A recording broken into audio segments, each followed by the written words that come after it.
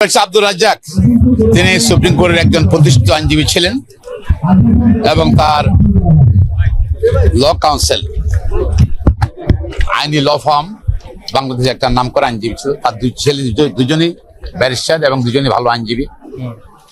আব্দুর রাজ্জাক জীবনে অনেক মামলা করেছেন। তার বিশেষ করে writ judicial constitutional matter, writ judicial company ম্যাটারে, আর ক্রিমিনাল মামলা উনি কম করতেন, বাট ক্রিমিনাল মামলা করেছেন উনি।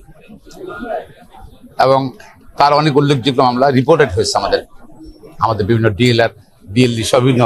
ওনার কিন্তু উনি মৃদুভাষী ছিলেন, উনি খুবই মৃদুভাষী ছিলেন এবং মানুষের সঙ্গে খুব সফট ব্যবহার করতেন। এখন জোর করে কথা বললে,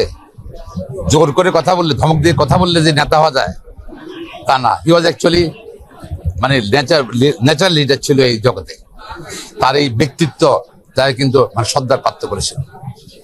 আমি বলছিলাম জানা যায় আর প্র্যাকটিস আসার 5 থেকে 30 বছর আগে ধরতে গেলে আমি একদিন রাগ করে কথা বলছিলাম, প্র্যাকটিস 2-3 বছর পরের দিন উনি বললেন যে সুপ্রিম কোর্ট আইনজীবীরা জোরে কথা বলে না।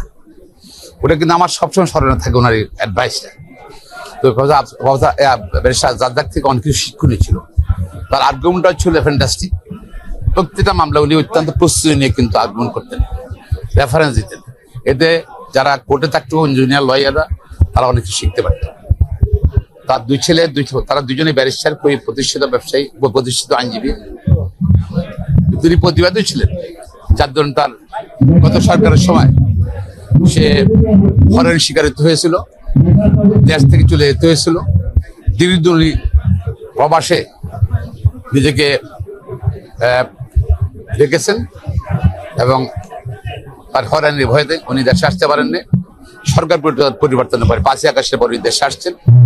দেশে তিনি অসুস্থ হয়ে পড়ছেন। তার মৃত্যুতে আইন জগতে এটা অনেক বড় সিদ্ধতার সৃষ্টি হলো। আশা করি আবার কতদিন পূর্ণত হবে আমরা জানি না। আপনার আব্দুল রাজ্জাক।